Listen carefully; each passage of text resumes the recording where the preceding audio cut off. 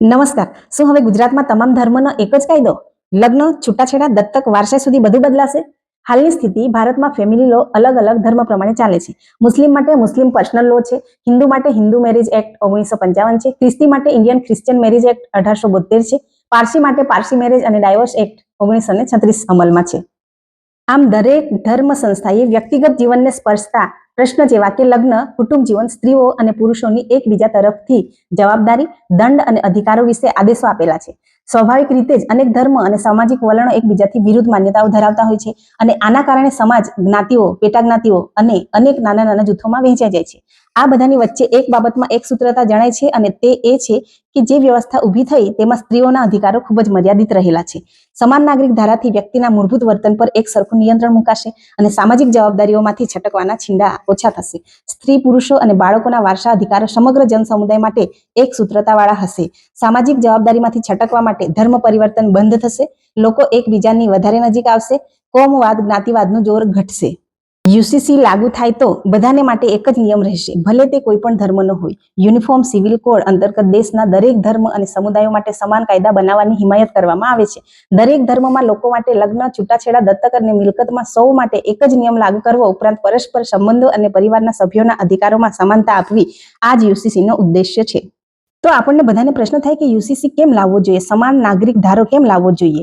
તેના પાછળના મુખ્ય કારણો છે. એક છે સમાનતા, બધા નાગરિકો માટે એક જ કાયદો એટલે કોઈ ભેદભાવ નહીં.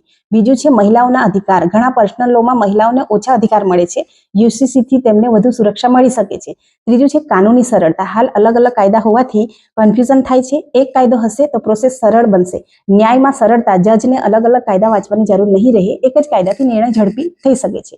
એક સરખો ન્યાય મળશે બધા ધર્મને, બધા નાગરિક માટે સમાન નિયમ, કોણ કયા ધર્મનો છે એ મુદ્દો નહીં રહે, કેસમાં ઓછો વિવાદ થશે, કાયદો સ્પષ્ટ બનશે, પક્ષો વચ્ચે તર્ક ઓછો થશે, નિર્ણય સરળ અને સ્પષ્ટ થશે. સ્ત્રી સશક્તિકરણ, દરેક સ્ત્રીને સમાન અધિકાર મળશે. છૂટાછેડા વખતે ભરણ પોષણના નિયમો હોય છે એમાં ભેદભાવ ઓછો થશે અને કોર્ટનો સમય બચી શકે છે, ઝડપથી કેસ પૂરા થાય એવી શક્યતા છે. ન્યાયમાં સરળતા માટે પહેલા ગૂંચવણ બહુ જ વધારે હતી, જો યુસીસી આવે તો ગૂંચવણ ઓછી થાય છે.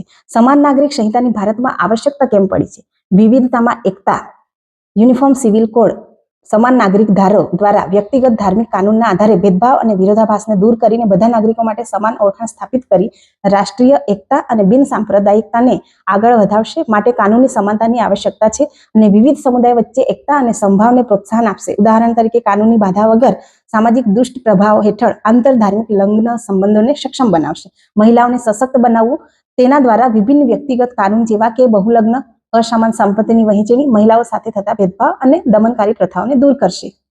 યુસીસીની આવશ્યકતાના સિફારિશ કરવાવાળા સર્વોચ્ચ અદાલતના કેસ છે. સાહબાનો કેસ છે 1985માં, સરલા મુદ્દલ કેસ છે 1985. સમાન નાગરિક સંહિતા સમગ્ર દેશ માટે એક કાયદો સુનિશ્ચિત કરશે.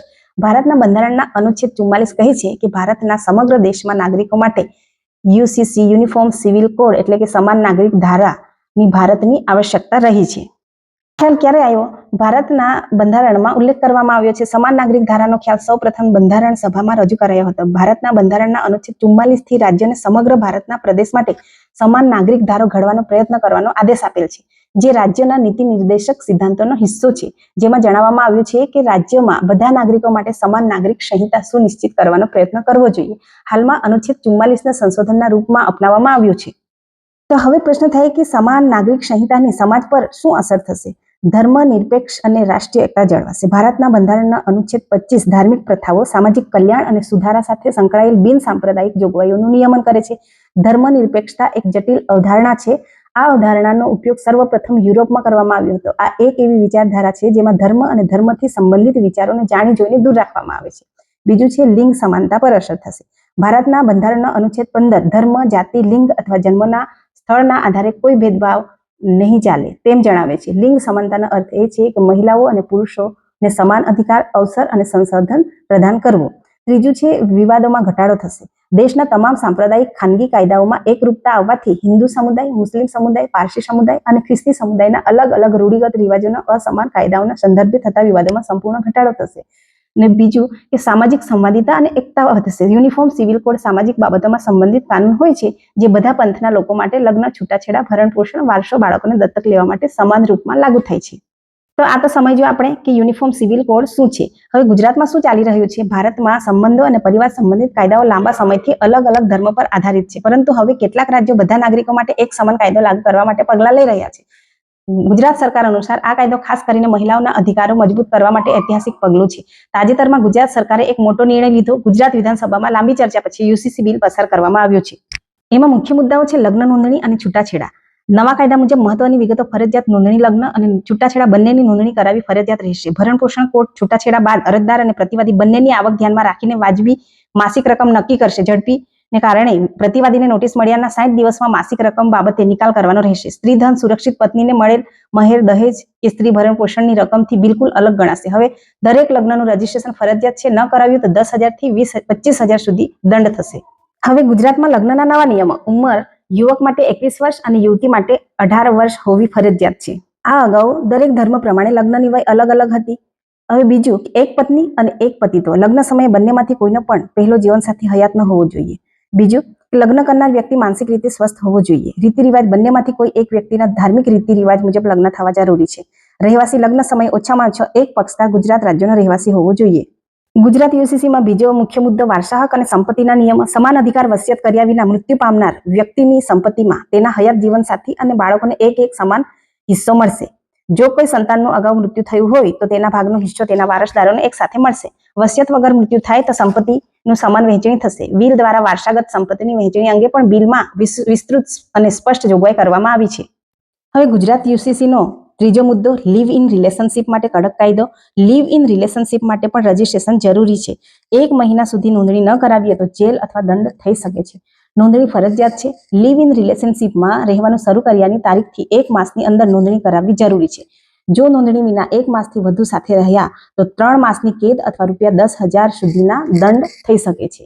લીવ ઇન રિલેશનશિપ બાબતે ખોટી માહિતી આપી શકાશે નહીં. જો છેતરપિંડીથી લીવ ઇન રિલેશનશિપ માટે સંમતિ મેળવી હશે તો 5 વર્ષ સુધીની સખત સજા થઈ શકશે.